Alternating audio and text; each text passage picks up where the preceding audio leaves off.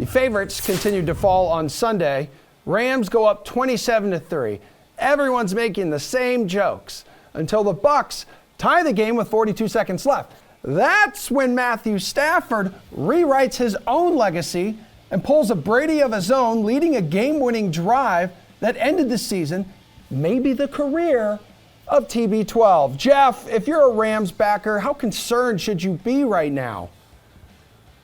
I mean, you should be concerned. This is what this team does under Sean McVay. They're not good at closing out games. The Rams are like they're like the Ferrari. When the Ferrari's running great, it's smooth sailing. They're up by 14. The other team kind of gives up. When the game gets close, this team, I mean, we've seen it at multiple times with Sean McVay. I mean, they don't close things out well. We saw it even in the Super Bowl a couple years ago against the Patriots. It's just not the kind of game that Sean McVay necessarily is good at managing. And I think it's going to be a factor this week because guess what? Kyle Shanahan is very good at managing those types of games. And we saw it last week. McVay 6-0 against Sean McVay in the last 6 meetings. Pretty much all you need to know about the way these two teams operate. I think the Rams are the more talented team, absolutely. But man, this game, it should be a bit of a red, a warning signal for the Rams. Maybe they get it together and they figure things out this week. But yeah, it was, I mean, to allow that much of a comeback in that spot, it's concerning. And now, Matt, with the 49ers coming to town, like their season sweep of the Rams, that included a 27-24 win at SoFi, like back in Week 18. That clinched the 49ers playoff berth. And in that game, just like many other teams this year, they had no answer for Deebo Samuel. Yeah, I think that 49ers are a really good team. And for that reason, I'd be concerned rooting for the Rams. But there's nothing that happened in the Rams-Bucs game that I'm specifically concerned about. I actually think like a lot of what went wrong for the Rams was entirely fluky. Like there are things that you just don't expect to happen. And it's not coaching. It's not the quarterback. I mean, Cam Akers fumbled twice in pivotal spots, and we had a play where the center snapped the ball over Stafford's head.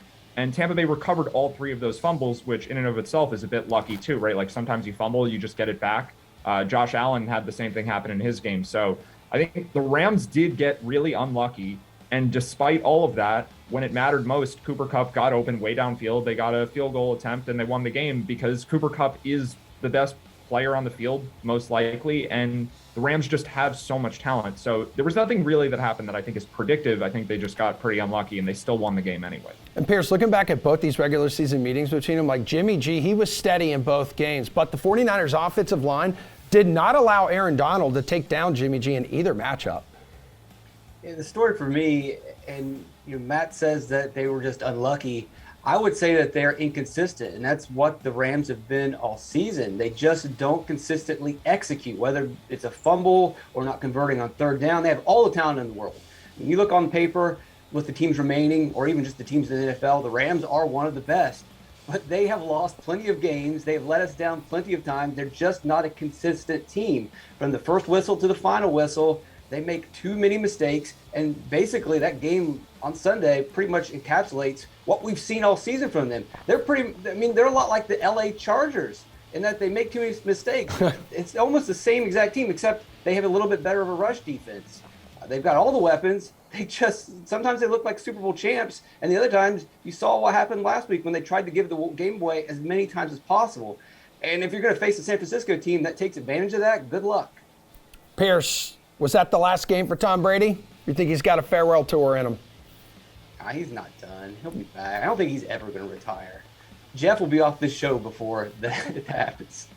Ulrich, do you agree he'll be off this show before he retires? I mean, I'm the Tom Brady of the sweat, pal. So, maybe I'll never retire. But no, I don't think it was the last. I don't think it was the last game for Tom Brady either. I just don't think that's how he wants to go out. And realistically, I mean, I think Tom Brady is a guy who's going to have to see some significant decline from himself. Right. He didn't see significant decline this year. He might have played better than he did last year. So I think with that kind of mentality, I think you'll see him return for at least one more year.